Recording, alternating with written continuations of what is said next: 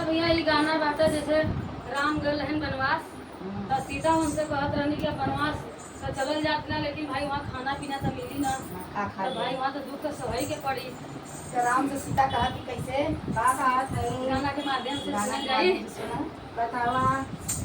पिया बनवा में बड़ा दुख सहना पड़ी, पिया बनवा में बड़ा दुख सहना पड़ी, अरे सहना पड़ी हो सहना पड़ी, पिया बनवा में बड़ा दुख सहना पड़ी, पिया बनवा में बड़ा दुख सहना पड़ी।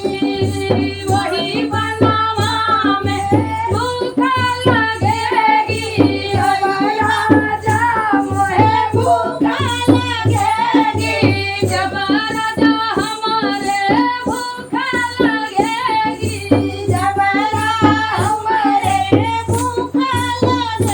अरे सुखली भावरिया खाना पड़ी, अरे सुखली भौरिया खाना पड़ी, राजा बनवा में बड़ा दुख सहना पड़ी, राजा बनवा में बड़ा दुख सहना पड़ी, पिया बनवा में बड़ा दुख सहना पड़ी।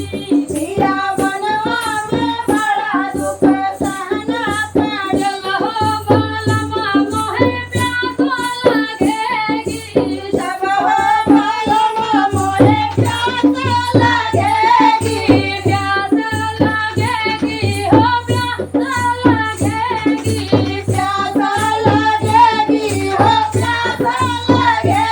अरे नदिया का पनिया पीना चली, अरे नदिया के पनिया पीना चली, पिया बनवा में बड़ा दुख सहना पड़ी, पिया बनवा में बड़ा दुख सहना पड़ी, अरे सहना पड़ी हो सहना पड़ी, पिया बनवा में बड़ा दुख सहना पड़ी, पिया बनवा में बड़ा दुख सहना पड़ी।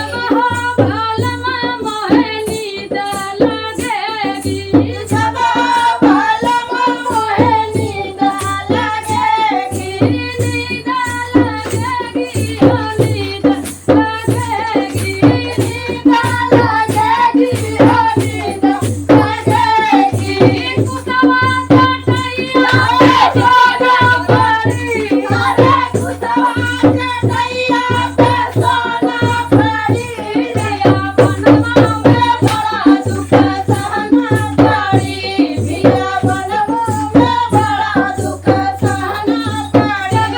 बालमा मोहे अमिलो लगेगा, जब बालमा मोहे अमिलो लगेगा, सुखल सुखल